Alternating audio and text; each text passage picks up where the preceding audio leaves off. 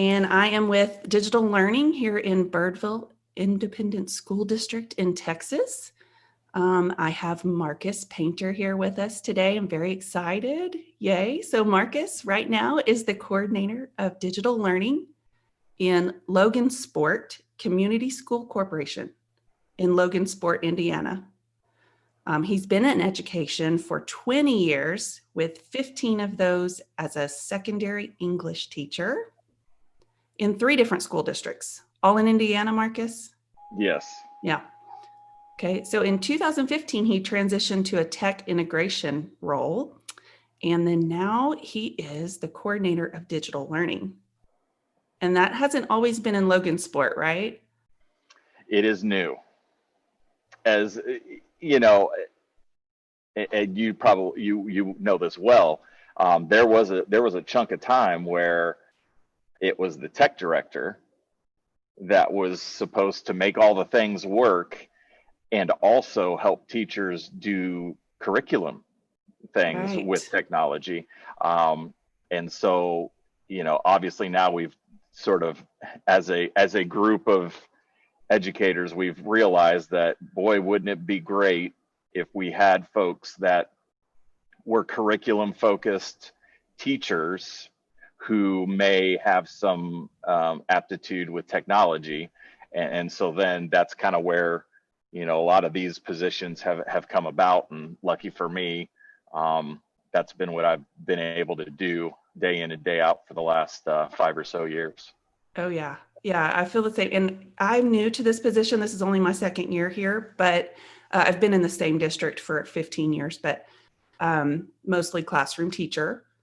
And some of my coworkers have been doing this for a really long time, and they started out as tech people. And so that transition of, we still do a little bit of that, but really we're focused on the classroom learning things, has been challenging for some, but we're getting there, especially now that we've been shoved into it. So it's been nice. Right. Pushed off the cliff. Yeah. Yes.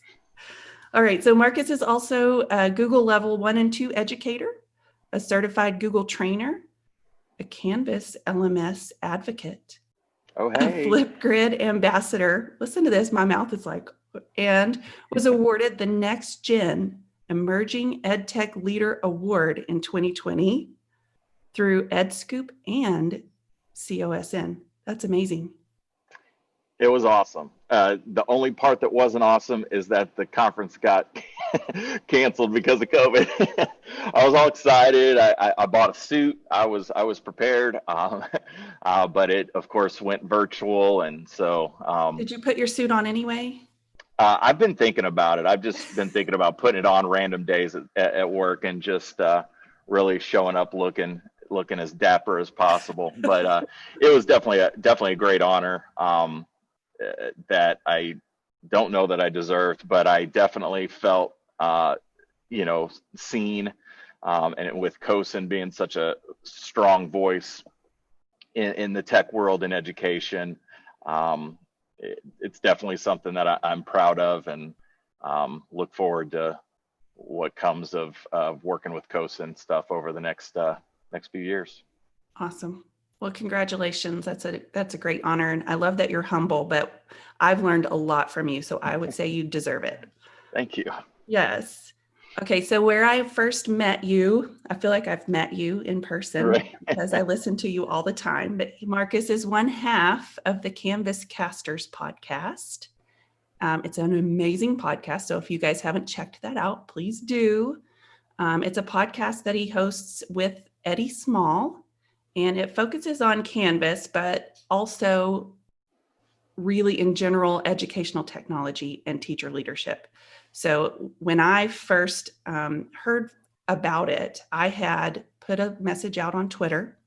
I was a huge Google Classroom fan and was told our district is moving K-12 Canvas this summer, and kind of went, ugh.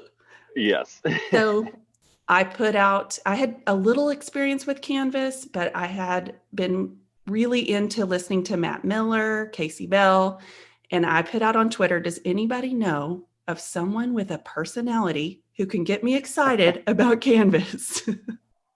And within minutes, there was the Canvascasters suggestion from a few. And so I've been listening to you since the summer, and I'm loving it. That's awesome. It really is a lighthearted listen. It's not so intense as some of the things you get when you Google Canvas things. So yeah, it's a really nice thing to listen to. So that's really great to hear, because that was our goal, and we've talked about it on the podcast, but when the idea came about with Eddie and I, it was ultimately, we wanted to do something that was an enjoyable listen that you could also learn from, but we didn't want to be, a click by click sort of tutorial approach. There are other people much smarter than I am that will help you with the click by click.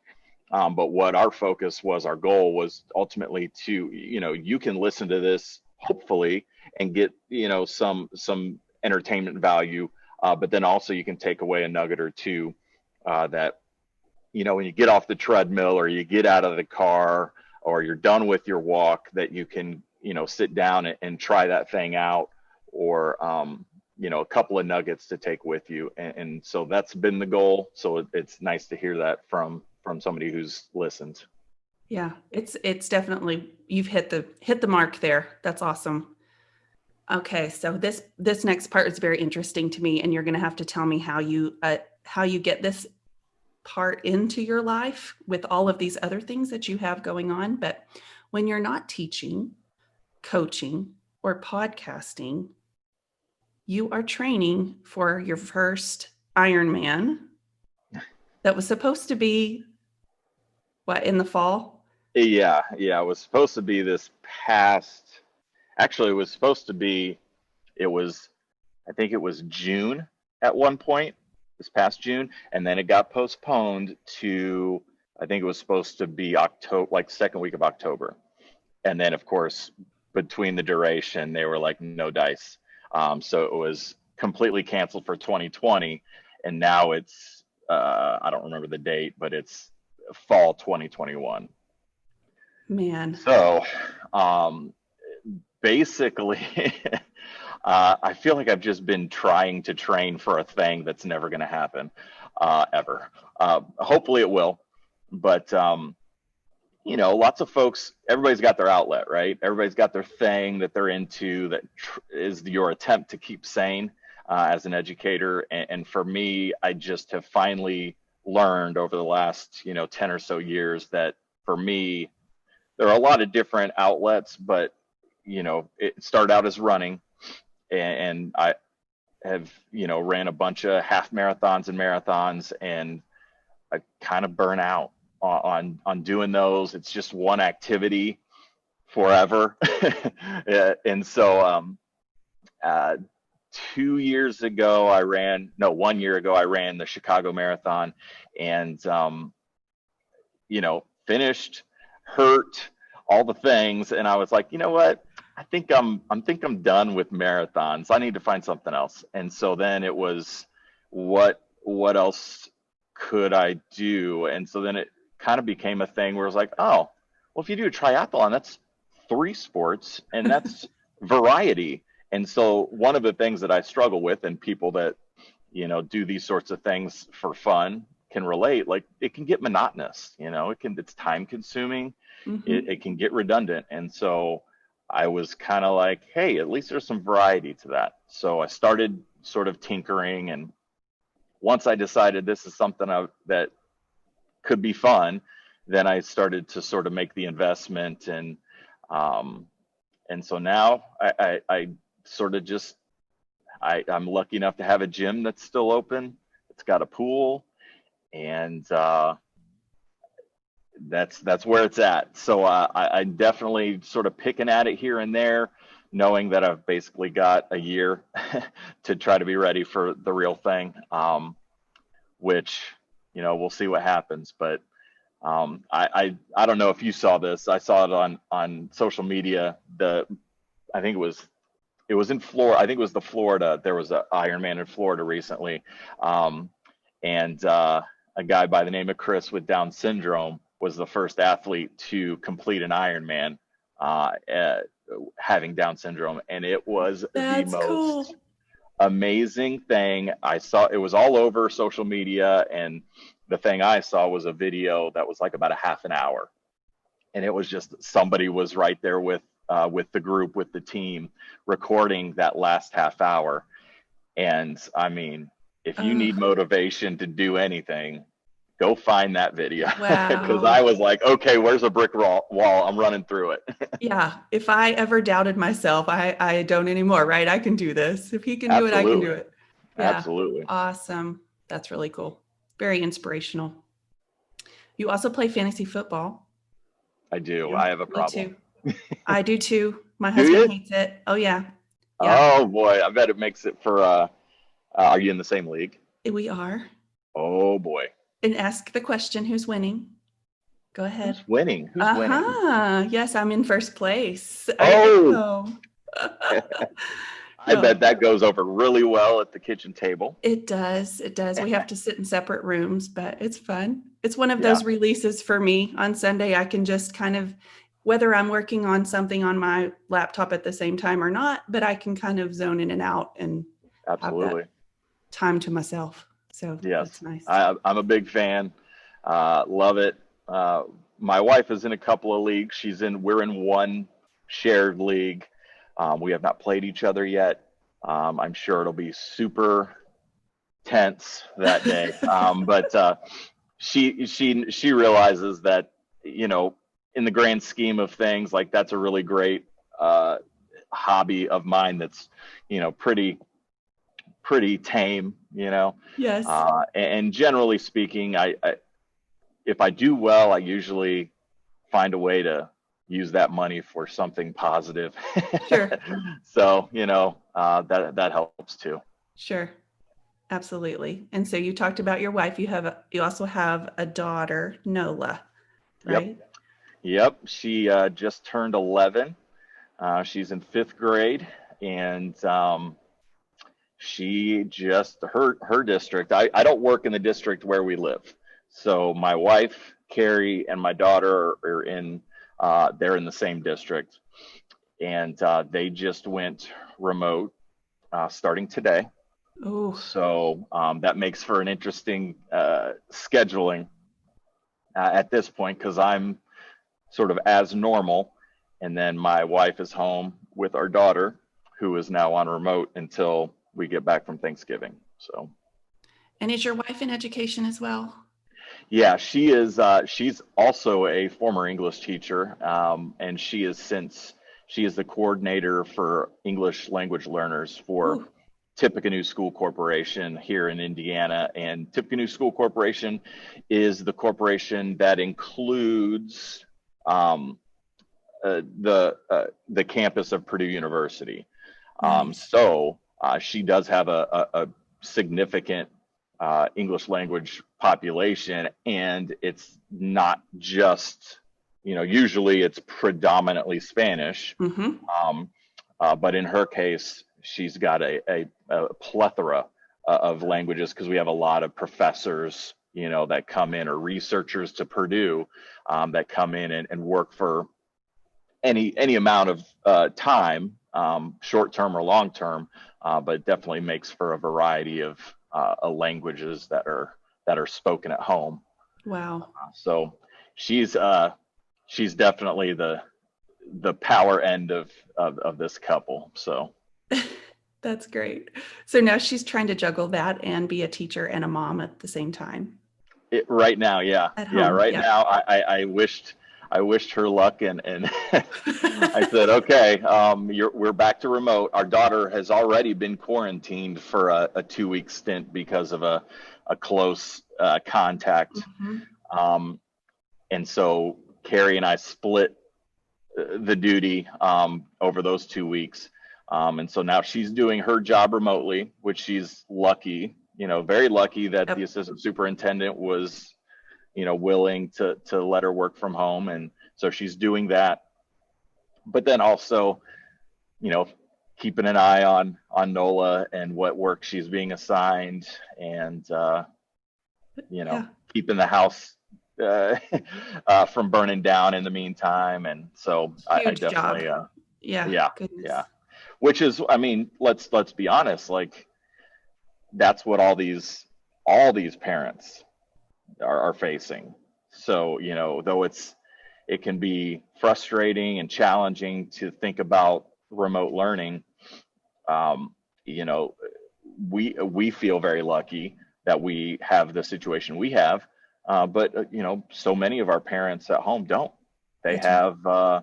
have jobs that are less flexible. They are frontline people, whatever it may be. And so, this concept of having to deal with childcare and figure out and get your kids, keep your students, your kids on the track for learning is a crazy, crazy challenge. It definitely is. And I think, as teachers, we have a hard time remembering that sometimes that, our kids aren't showing up to Zooms or they're not completing their work. I mainly work with elementary school. So, we have a lot that need their parents in order to get things done. Right. And it's hard to remember sometimes that there are big challenges at home too. Absolutely. Yeah. All right, so let's talk a little bit about your podcast before we start other things. But I just want to know how it got started. What were you doing at the time, and kind of some steps for how you got started? Yeah. So, sort of the long story long, probably. Canvas has been the LMS I've used for for my entire teaching career when there were LMSs, right? Right. So it's been, I think it's 9 years. The district that I taught in um, adopted Canvas early. We were 1-to-1 early. At that time it was a pretty rural district. We were able to sort of be in front of the curve in terms of being 1-to-1 in our district. And so we adopted Canvas, and that was the first LMS that I'd ever worked in. And that it's my first love, as we jokingly say. And so I've been working with Canvas for a few years. And then my friend Eddie, who basically we're just two tech nerds in Indiana that sort of our paths crossed in sort of presenting at conferences. And you know how it is, the PLN, your networks sort of mesh, and all of a sudden you meet people and like-minded folks, and we got to know each other. And he had just started Canvas, like a rollout of Canvas at the district he was working at, which was a CTE building. So his career in technical ed building incorporated, I think, 14 schools surrounding sent their kids to this place called Central 9. And so they were adopting Canvas, and he was brand new to it. And so he was always picking my brain. Oh yeah. What about this? How's this work? What does this do? And so what we found is these conversations that he and I were having, just as sort of friends with shared challenges, we finally got to the point where it was like, oh, this might be a thing, because I was bringing the old methods and the old workarounds, and he was brand new to it, and so he was seeing it with a completely different set of lenses. And so we decided that, what if we did a podcast and we talked about the things that we talk about normally. We talk about teacher leadership. We talk about, we both have roles in professional development and providing learning opportunities for teachers. What if we did that, but then we also sort of included the Canvas element because we both use it and love it and all the things. And so then it was truthfully, we were working at a conference in the state. We were splitting an Airbnb for that purpose. And it was like, all right, we got a mic. At that point, we had one mic, Wow. and we sat at the kitchen table at an Airbnb, and we're like, all right, let's just see what happens. That's So great. that was the first episode, and since then we've been able to, uh, I mean, really tap into so many great, amazing educators worldwide, that use Canvas in all different scenarios. You know, not just K-12, not just public ed. We've got folks in England. They use Canvas at, you know, a dentist, you know, dental hygiene Wow, school, really? and so we've talked to those people, and we've talked to higher ed, and it's just amazing how many different environments Canvas is getting used. And so we thought we were just going to be talking to teachers, you know, teachers like Sure. us. And so what we found is that the LMS is getting used in a lot of different ways, a lot of different places worldwide, and we've had a great opportunity to talk to a lot of those people. That's fantastic. Yeah, your guest list is amazing. So Yeah. I mean, if you're a teacher and you're looking for, you know, you can find the click by click stuff. Go to YouTube, go to the Canvas community. There are plenty of resources for that stuff, and certainly people need that, and they need that like right now. yeah. How do I do blank? But if you need, like you said, Andrea, if you need to hope, you know, tap into some energy, tap into like needing to find some excitement about the LMS, because, you know, some people don't get as fired up about it as we do. I hope that our podcast can be that, for folks, a place to hear from really, really great users, get ideas. And just like any other PD, sometimes you go to the conference or the PD, and maybe that isn't specifically what you use, but maybe it inspires or sparks an idea. And so a lot of times, hopefully, maybe you listen to an episode and you're like, I like that, but here's how I'm going to do it. And Uh-huh. so you have your own remix of it. Yeah. One of my favorite things about it is hearing the story behind how, so you didn't start out being really great at it, but you learned the things that work for you and work for your students, and then you grow from there. And just to know that even the experts struggled at first is so comforting to me and Absolutely. to a lot of teachers. So tell me about your first Canvas course. What was it like? Eesh. So, you know, honestly, it was, looking back on it now, and I wish I still had access to it so I could look back. You know, every once in a while you'll see on social media like, oh, look at this MySpace page or whatever. Sure. I wish I could go back to it, and I probably, you know what, I probably could get in contact and dig in the archives. But from what I recall, it was certainly a hot mess. It was absolutely not organized in any real way.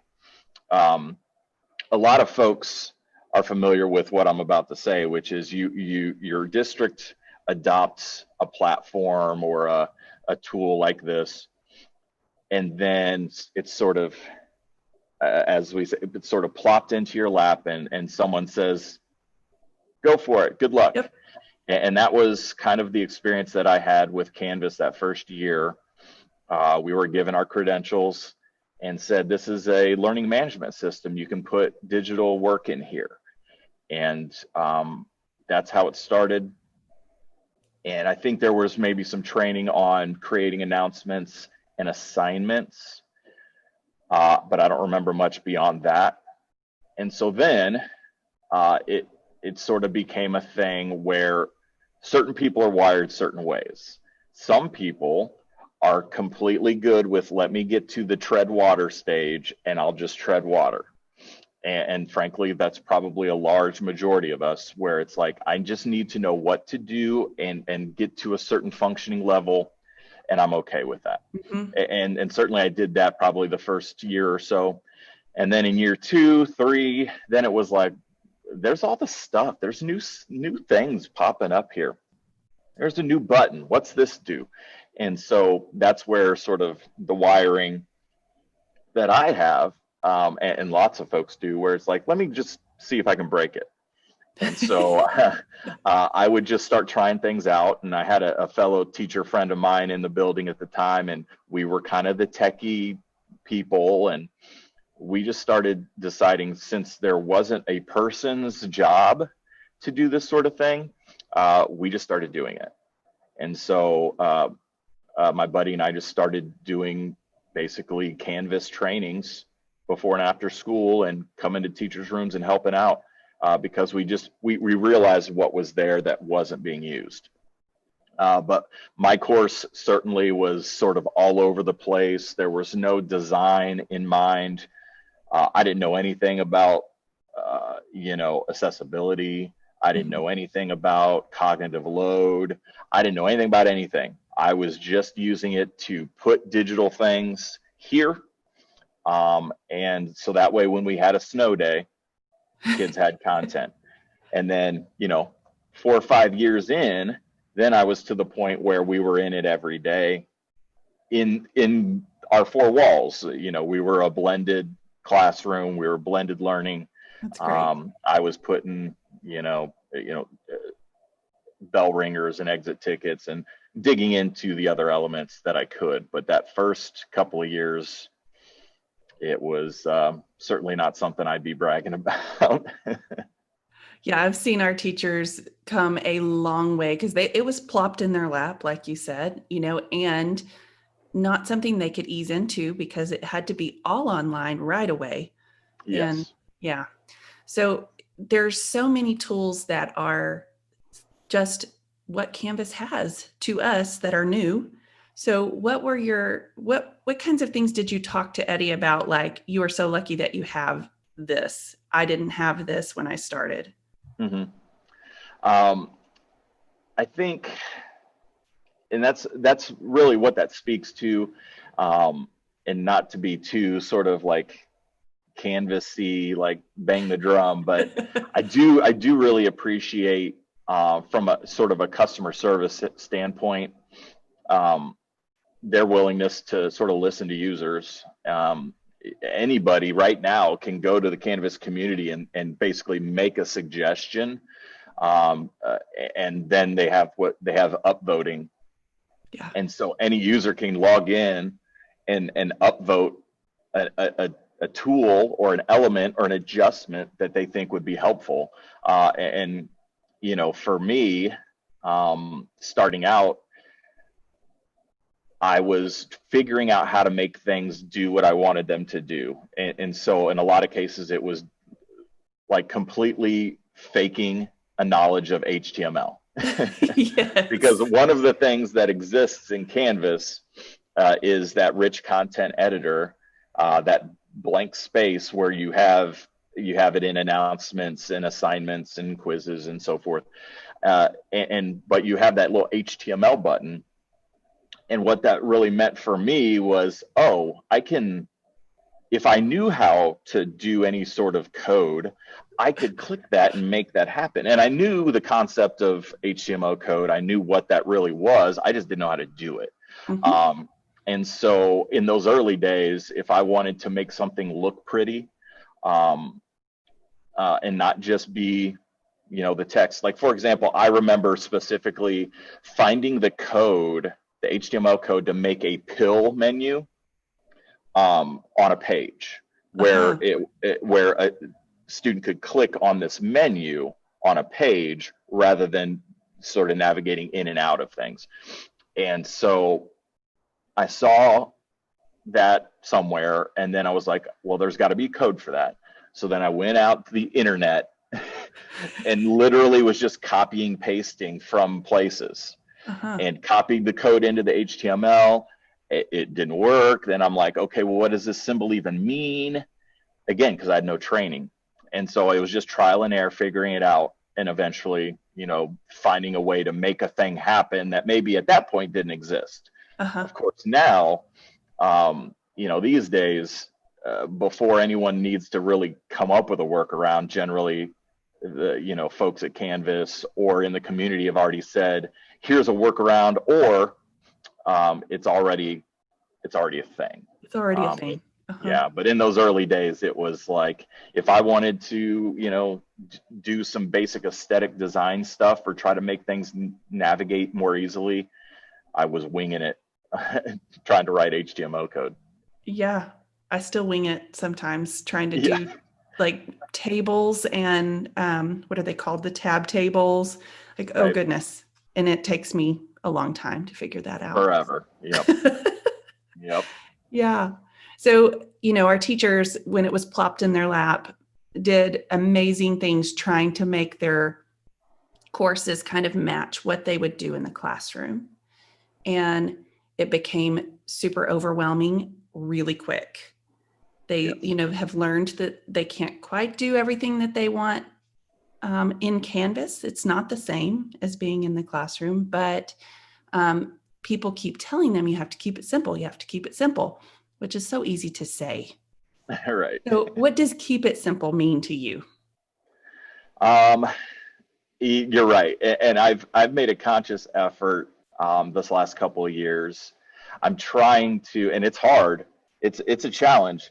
I've tried to not say, "Oh, it's super easy," right? Or Um, just do this. yeah, yes, exactly. Because again, different folks. So I've tried to break myself of that habit. The intention's good, right? The intention is I want you to feel more comfortable and at ease, and I'm going to help you with that. But I do know that it's not just that anything, or it's just not easy Uh-huh. for everybody. So, with in terms of keeping it simple, and obviously, clearly you've listened to the podcast, but that's something that we sort of harp on the podcast regularly.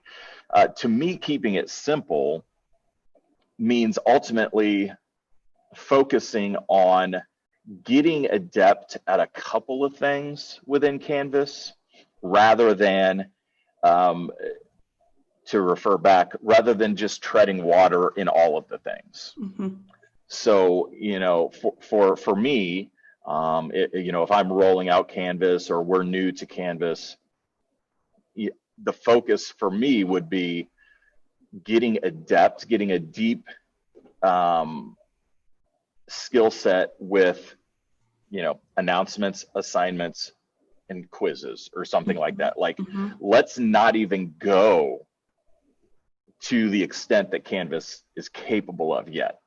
Um, and so getting that strength of those foundational things within Canvas, that's what I would mean by keep it simple. And I make the analogy probably too much of your one sport athlete in a high school versus your three sport or four sport athlete. And this doesn't apply to everybody, but generally speaking, do you want to be really great at one thing or do you want to be just okay at a bunch of things? That's right. And when it comes to Canvas and sort of online learning, I tend to be on the side of let's be really great at a few things and we can eventually sort of tackle things as we get adept and comfortable. And that's what I mean by simple. And along the same lines, and this, I'm sure your teachers have seen it. There was a big movement Yeah. for the Bitmoji classroom, Uh-huh. I was and wondering if doing you were a. going to bring that up. There was a big movement for that, and it's great. I mean, design wise, that is not an easy thing to do, to create this visual that's fully interactive and it's got all these clickable things. That is an example where if you are so inclined and you feel comfortable, go for it. But I think what happened in the fall and what is I think certainly has sort of tempered a bit over the last couple months is there is an ego to teaching, Oh, and there definitely. is a what's happening next door, what's happening over here concern. And when it comes to online learning, I don't care what another teacher is doing aesthetically. I care what are the learning outcomes, and how are we getting there, and does it make sense for kids? And if you can do all that effectively with impact, with authenticity, and you've got Bitmojis and fancies, power to you. Yep. But teachers definitely need to remember that you don't have to keep up with the Joneses in terms of aesthetics. Are you hitting outcomes? Great. Are you doing so in a way that makes sense for kids? Great. Are you getting feedback from those kids and they're feeling good about what they're learning? Perfect. And what it looks like, I'm not too worried about it at that point. Yeah. It's a hard thing to say to an elementary school teacher, especially. Yes. We like the cute. Yes. Yeah. Yeah. Yeah. But I It's the think billboard. also it's kind of an outlet for some. Mhm. It's their reward. Once they get the other things done, then they can work on that cute Bitmoji thing, you know. But Yes. sometimes it can overwhelm and be too much. It can be more than they need. So I love that you said, you know, as long as you're hitting those other things first, then we Yes. can worry about the aesthetic part. Yeah, and that should be, and it is fun. I mean, but again, it's like, and this again, this is going to be a broken record for you because you've listened to the podcast, but I definitely had teachers who were putting a lot of effort and time into those sorts of bells and whistles Mm-hmm. in the early stages of remote learning, and putting a lot of effort into that, which is admirable because Absolutely. they care. Like, let's be clear, this is because right. we care. That's right. But for my concern as a person whose job it is to help teachers with delivering the content in a digital place, my concern was the longer you spend designing and making things look nice, the less time you're spending creating the content. Mm-hmm. And so I felt like certainly in the fall, there was a lot of time getting dedicated to that sort of thing because it's fun. It's less fun to look at your curriculum map, find a standard assessment, and then rebuild it in Canvas. Yes. That's less fun. It is. And so I understand it. So, you know, and I even tweeted this out at the time, like, let's just find a balance for every however many minutes you spend, building something with bells and whistles that looks cool. Put equal time into the more mundane things, like having an e-learning lesson plan built and ready if up here we get the call that we're going to have 6 inches of snow. Yeah. And so having that balance is super important. Yeah. That's right. That's great advice. Just have some balance because we do want them to find joy in everything that they're doing. And so if that brings you some joy, then do it, but find some balance there. Yeah. Absolutely. That's great. Okay. So you ask people every time they're on your show, what's in their Canvas backpack. So talk to us a little bit about what that means and then what's in yours. So Canvas backpack, Eddie and I in the early stages, that was our attempt. The Canvas backpack was our attempt to make sure that if you were searching for a click by click and you accidentally stumbled upon this podcast, you would still get some sort of fulfillment in that mindset, right? It wasn't just a couple of goofballs talking about an LMS and talking about education and acting silly.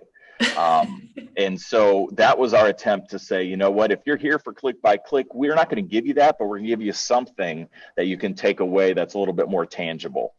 And so we talked, what's it going to be called? What's this thing? You know, this was going to be something that we wanted to be a part of every episode. Finally settled on Canvas backpack. And it's truthfully like when we talk to our guests, what is 1, 2, or 3 things that you feel are vital, are daily important within the LMS that you use and you'd be lost without? And what is that thing? And then whatever it is, you know, we want to be the people that help other teachers, you know, sort of hear about that or learn more about that.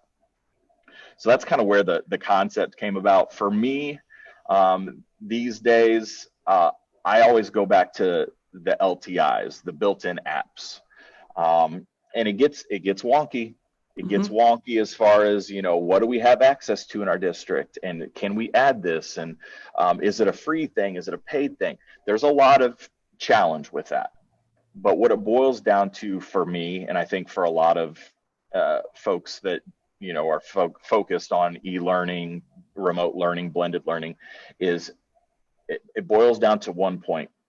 The more I can keep my students in the LMS, the better. This is the learning environment. And whether we're home for COVID, whether we're in a blended learning situation, if it's hybrid, whatever it is, I want to use this place to be the learning environment. And I don't want kids to have to click something and go out. And as much as possible, I want to avoid that. Right. And so those LTIs, those learning tool implementations or integrations, those apps, whether it's Khan Academy, YouTube, some of the free ones, all the way up to like full on paid subscriptions that you've gotten from textbooks and so forth, whatever it may be, utilizing those builds it right in to the content. So, when you are using the YouTube LTI, you're able to embed that video right there in an assignment rather than hyperlink it. Right. Because what that does, and this is so important for littles, our K through 4, they can get lost. Oh gosh. Tabs are a thing, right? Adults can get lost. Yeah. I get lost. But we always preach, if we can keep them in the place, that's great, because then you don't have to deal with the I lost my Canvas. Where's my Canvas page? Right. So I think, YouTube is a pretty simple example, but I use the YouTube LTI. It embeds that video, and now a kid is seeing it and are able to work through content right there in one spot rather than hyperlink out to a new tab to YouTube to watch this thing and then come back to their Canvas tab and then go to their assignments. And, Yes. So again, it boils down to, what's in my Canvas backpack is anything that is designing in a way that keeps the kids, and I'm saying kids, keeps the learner in the LMS and keeps them functioning there. And so LTIs are a really good example to keep them there and to keep them learning and eliminate some outside distractions. Absolutely. And we were blown away. I mean, it's a real thing to have to teach kids how to go between tabs, especially when they're 5. It's a beat down. So yeah, absolutely. And it's even right. worse. Yeah. And so that's what we experienced, that same thing. And I don't know that I would have considered that. Again, all of my teaching has been, been 6 through 12. Not till I became a coach did I get any experience with younger learners, and it was like telling remote teachers this past August, remember what you do with procedures in your classroom to get kids trained to function with your kindergartners. You know how long that takes? Okay, to the third power. Right. Take it to the third power, because you're going to be online and it just takes longer, and it takes significantly longer, and it's more difficult because you're not able to just over the shoulder. You're not able to just sneak in and drive for a second just to get it done. You have to navigate and teach them to navigate. And I think all of us were surprised at how much of a challenge that was. We always think the younger kids are more adept at technology, and I don't know that that's necessarily the case. I think they can click all day. They can do things, but not necessarily the things we need them to do. Yes, that's right. But yeah, it is wild. And so keeping them in there and having them have the comfort as a learner to know that like what I'm doing is right here and I don't have to worry about anything else is really helpful. Yes, you're right. That's so true. So you mentioned not being able to swoop in over a shoulder or drive for a minute. And so Right. there's a few things like that that I think are going to be positives in all of this. Not being able to touch another kid's keyboard or their device because of germs or whatever reason, but also, or if they're not face to face with you, has taught us how to coach them rather than do for them. And so, what are some other things that we've learned about teaching that we didn't really have a good grasp on before we were forced to be remote? Um, you know, I tend to be with you that, I believe there are going to be more positives than negatives to come from this whole fiasco. Um, and I believe that since it happened. I mean, since March, April, I was like, yeah, but wait, right? Wait, because what we're doing is, folks like you and I, like we're basically constantly cheerleading and begging folks to do more with digital content, because that's part of what our job is. Um, and now I feel like we're getting to a point where I think all teachers recognize the value. That doesn't mean everybody loves technology. No way. But we recognize the value, we recognize the importance. And as I tell my teachers, this is not going away. Right. There have been educational fads. There have been things that have come and gone, within a couple of years. Up here in Indiana, first year teachers used to have to do this portfolio thing that the Mm-hmm. state had decided upon. And it was this huge thing. You had to record yourself teaching and video and all this stuff. And it lasted about 3 years. And if you say portfolio in Indiana, and anyone's of a certain age, they just chuckle because it was one of those things that came and went. Blended learning, digital learning is not going away. And I'm not grateful for how it occurred, but I'm Right. grateful that it occurred, because I think that when we come out of this, education is going to be so much better off, because we now have all teachers with new abilities, with new skills that they may not have had before. Now, it was forced upon us in a terrible way. But the collateral benefit of that, I think, is that we are going to come out of it. Kids are going to be better. They're going to have more enriching experiences. Teachers have a whole new set of tools in the tool belt that they're able to access. And what I've in our district, most of our fully remote kids have come back during the first quarter. We had a lot of kids, families decide that, maybe they felt better at the time. This was about a month ago. A lot of folks were feeling a little bit better about Sure. things. And they said, okay, I'm going to send my son or daughter back to school. So a lot of our remote teachers who were fully remote are now back in the buildings, either as full-time classroom teachers or Title I teachers, or whatever their role was originally. And in so many cases, I can't even name how many, that I've talked to teachers that have said, oh my gosh, I do things so much differently now. I was doing, I was using Google Forms in my remote learning as bell ringers. And now I'm doing that in the classroom, Uh-huh. even though I could do it just on the smart board or on the dry erase board. And so recognizing that you have these options and that they can work in the four walls as well, if not better, than in a remote setting. I think that's been really, really amazing to see. I think that our teachers have really wrapped their minds around being sure to let kids know they care. Yeah. We hear and we read a lot about this distance that occurs, and we've really tried to help teachers find creative ways to connect Yeah. with their students if they're in a remote setting, understanding that you could be face to face today and be remote tomorrow. So it's so much, it's vital to really find creative ways to connect with kids, large group, small group, and individually.